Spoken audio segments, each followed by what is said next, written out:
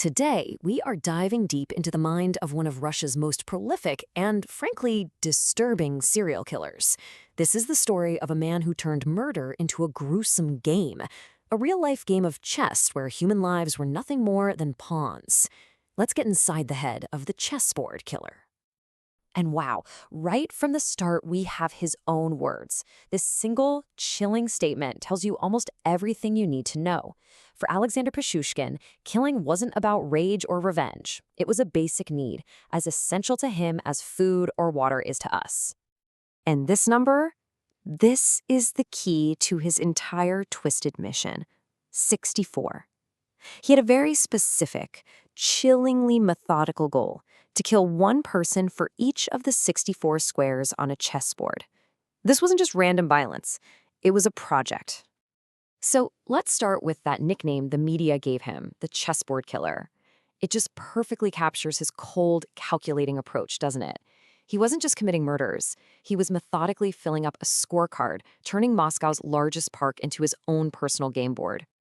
So the question is, how does someone become this monstrous? To even begin to understand the man, we've got to look at the boy. So let's go back and see what events might have set him on this incredibly dark path.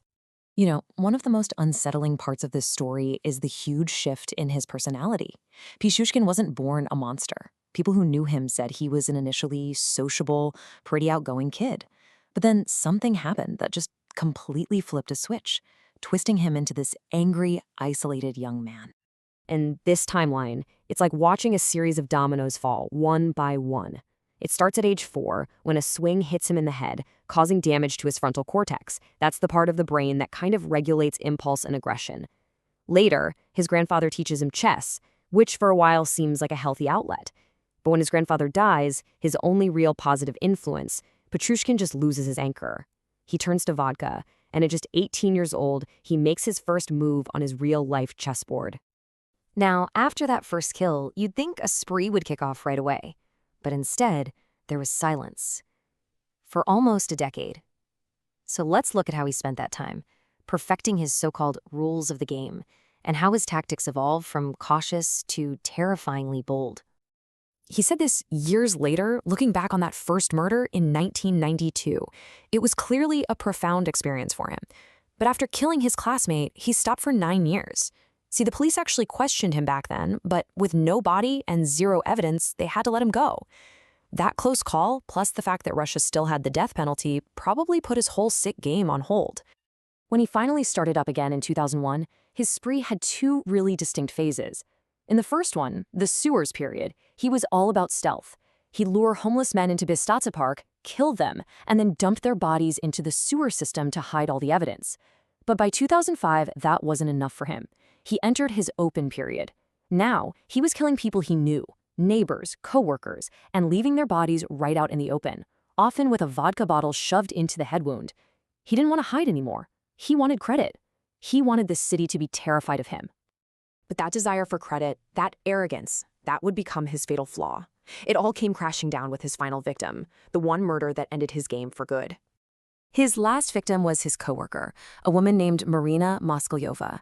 He invited her for a walk in Bitsa Park, the same park the entire city was terrified of because of the Bitsa Park maniac.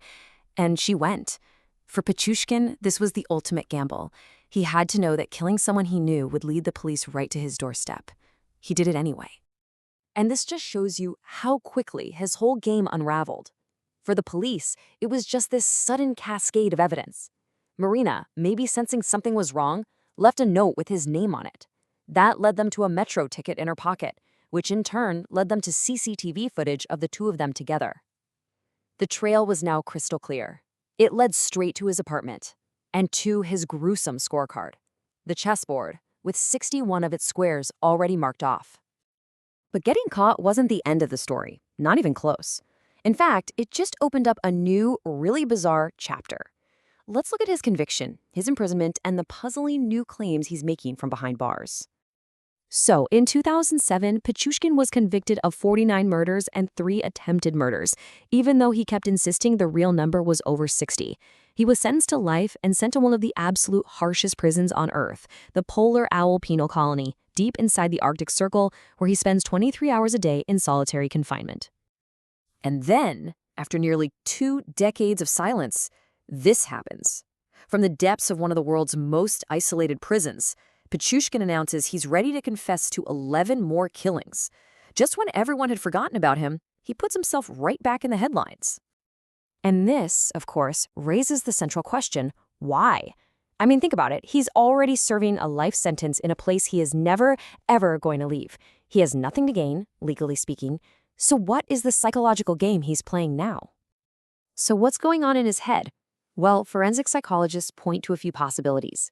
First, simple notoriety. Killers like him are narcissists. They crave the spotlight, and a new confession puts them right back on center stage.